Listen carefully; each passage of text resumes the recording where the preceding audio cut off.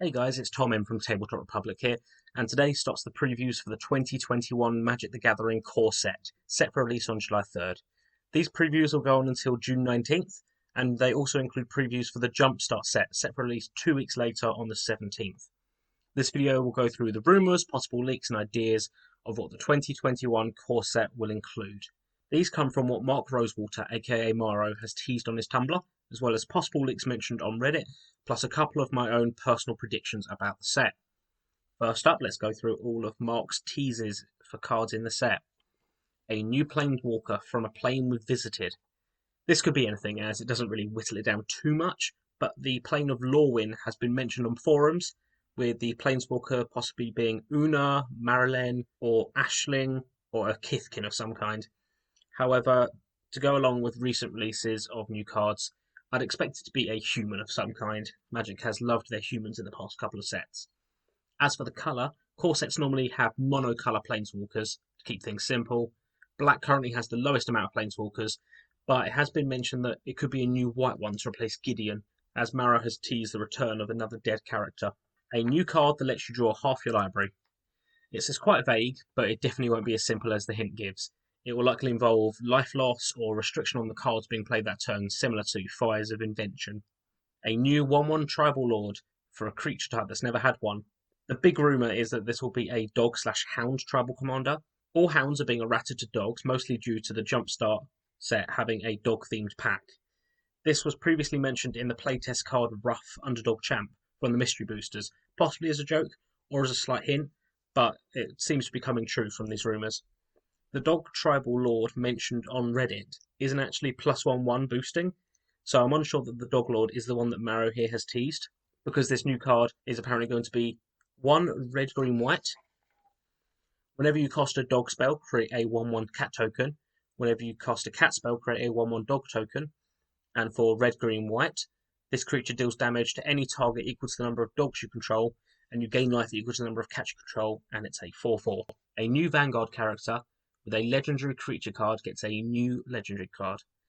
So this has to be a card from the Vanguard set that has one legendary card option already printed. These currently are Khan. His lore relates to Teferi, so this could be highly possible, especially with one of my own predictions later in the set. Meraxus, who hasn't been seen since 1997 in Weatherlight. Baron, printed in Urza's Saga in 1998, who has had recent price spikes, which is sometimes a sign of internal buying. Hannah, who was most recently in Commander 2016 and Masters 25. Orim, Stark, and Selena, who all appeared in Tempest Remastered. Tornos, who recently appeared in Commander 2018. Ella Damri, who has been missing since Tempest in 1997 and wasn't reprinted in the remaster. Rofalos, who was last in Vintage Masters in 2014. Sliver Queen, which would be pretty crazy if it was seen again. It was last seen in Tempest Remastered in 2015. Mishra from Time Spiral 2006. Titania in Commander Anthology 2017. Urza, probably not, as it will probably be a blue card and Teferi is known for its blue, so I doubt they'll do both. And the legendary card was printed in Modern Horizons. And Zancha, who is highly unlikely as they were last seen in Commander 2018 with a really good card. Out of these, I'd say Baron and Khan have the highest chance. A new card with 31 different options. Thanks to some maths, it's pretty much all but confirmed that this will be a card that has the term choose a colour combination, as if you add together all the colour combinations, i.e. the 5 colours, 10 guilds, 10 shards, the 5 4 colours, and 1 multicolour, it equals 31. This card could probably give protection from that chosen colour combination, or give it 1/1 buffs. A new card that gains all activated abilities of a subset of cards from a place it's never done before. So, gaining activated abilities from all cards in your graveyard has already been done with Necrotic Ooze. The battlefield has been done with Nikobolas Dragon God, as has the Exile Zone from Mir Welder. One of the only new places not already done is from your hand. This would likely involve revealing your hand, as your opponent would need to see the abilities being copied. New card that used a non-evergreen named ability over 20 years old. So this ability will be Phasing, which was introduced in Mirage in 1996, and it will appear on the new Teferi Planeswalker. This Teferi will cost 2 blue, and you can use their ability anytime you can play an instant, which is very, very powerful. Its +1 is draw a card and discard a card. Its -3 is target creature you don't control phases out. And its -10 is take 2 extra turns after this one, and it starts on 5 loyalty. New card with battlefield, cast, creature, converted mana cost, end of turn, exile, graveyard, and mana cost all in its text. This will probably be something like when you cast a creature spell, you can exile a card from your graveyard with a CMC of X or less. If you do, you may place it onto the battlefield at end of turn without paying its mana cost. New aura inspired by a cycle in Urza's Saga block. Now, these 7 cycles are cycling lands, which aren't auras, so you can cross them out. Legendary lands, not auras again. Growing enchantments, which aren't auras but could be changed into an aura type card. Runes of protection, which aren't auras. Perpetual enchantments, it would be possible, but they'll be quite basic and quite boring for a tease like this. And embraces, which would be the highly likely one. A new non-evergreen enchantment subtype returns. The Hondan Shrines have recently came into Arena in Historical Anthology 3, and so this will be an obvious choice. Cartouches are another option mentioned, but highly more unlikely. And now onto the reprints that Morrow has teased. First up, a reprint of a popular character first introduced in flavor text. Ugin is the card highly rumoured to return, with him being named specifically in the Reddit thread. This Ugin, being the Spirit Dragon version, would be a mythic rare, and he was first mentioned in Ghostfire's flavor text. Some people, however, have doubted this due to the popular part, as he's not wildly popular, and claim instead that everyone's favourite homunculus Fibblethip will be returning, as he was also first mentioned in the flavor text of Totally Lost. A reprint of a French vanilla mythic rare. A French vanilla card is a card only with keyword abilities and no other rules text except reminder text. 2 big rumours for this are Baneslayer Angel and a Chroma Angel of Wrath, both mono-white mythic angels. A reprint of a popular aura that started as part of a cycle. Rancor is the obvious option, pretty much unanimous choice on what this card will be from Magic forums. A reprint of a card with a unique protection. The unique part would mean it will be something that no other card has, not just protection from artifacts or enchantments like some cards share. Some possible options include Baneslayer Angel, who has protection from demons and dragons. Morrow probably wouldn't tease the same card with multiple clues, so I assume it wouldn't be this one. Elite Inquisitor, who's got protection from vampires, werewolves, and zombies. Not really currently in the meta, so I doubt it'd be this one. Horizon Drake with lands. This would be great to counter Nissa, and so I could see this one happening. Mist Meadow Skulk, who's got protection from cards of CMC 3 or greater. This could be an option, but is pretty much the opposite of the problem they've got with the meta at the minute. And Jogmoth, who's got protection from humans, but this has no chance as it's a Modern Horizons mythic. 2 reprints of cards that have over 20 reprints with at least 5 different arts. There are 20 options under these restrictions, and the best and most popular choices are Birds of Paradise, which was apparently leaked early and now has rumoured to be removed either due to the leak or as a fake out to catch a possible leaker, but I could still see it being in the set. Lightning Bolt, which has received its own secret lair recently, so it's not impossible. And Counterspell, which could be a long shot with the current control meta game. They've got quite a lot of counterspell. However, with Wizards' recent track run on some cards, these reprints could just simply be Negate, Shock, and or Unsummon. Reprint card that's never appeared in a Premier set. This will likely be Grim Tutor, which is highly rumoured and mentioned by name in the Reddit thread, and this will be allegedly a mythic rare if printed.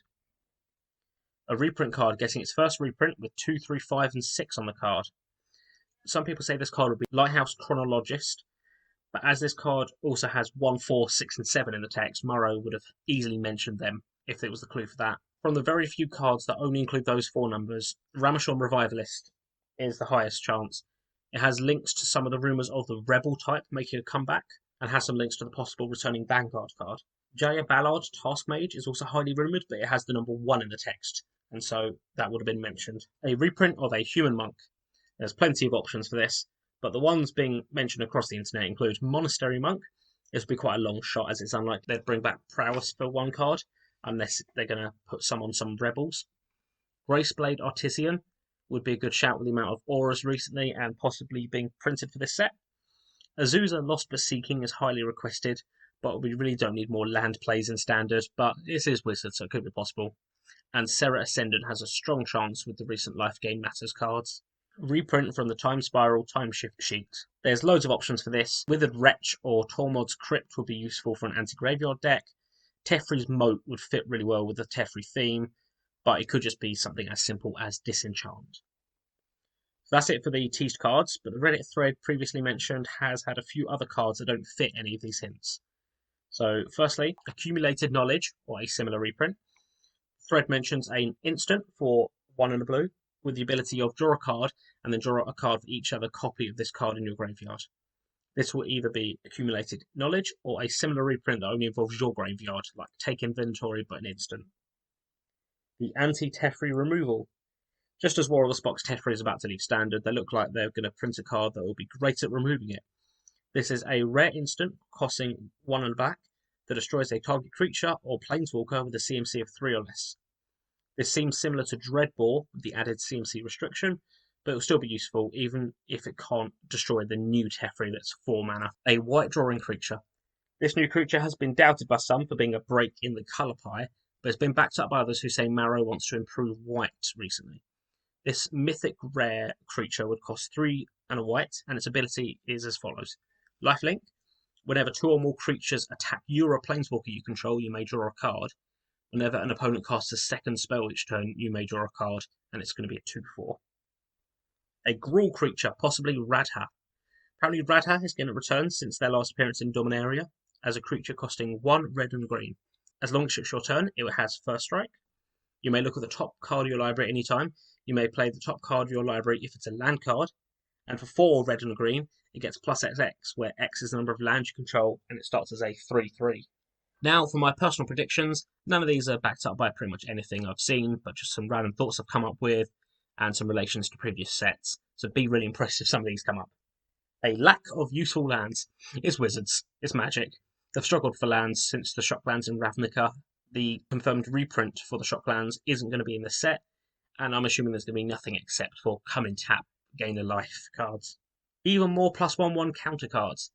There's been cards involving +1/1 counters pretty much every set, and I'm expecting no difference here. This will likely be a really powerful card that gives Simic a final boost before Simic Ascendancy goes away, but it's going to be probably broken, whatever it is. And the Core set mechanic. Marrow has teased fans by asking if they'd want to see set mechanics over multiple sets, which seems like a tongue-in-cheek hint that one of the Icorias could be used in Core 21. I assume it will be keyword counters, as this is easy to implement, but again, and I cannot stress this enough, this is Wizards, so it's probably more companions. Colourless cards. There's been a lack in good, powerful colourless cards recently, with only a few making it their way into normal decks. I reckon with Ugin rumoured and a possible return of Karn, there will be loads more powerful colourless rares and mythics to make colourless decks one of the new metas, hopefully. And finally, one that I literally saw as I was finishing up recording this video, possible full art lands. Information on their website mentions Bundle's land will be in a traditional frame, which was the same sort of text they used for Theros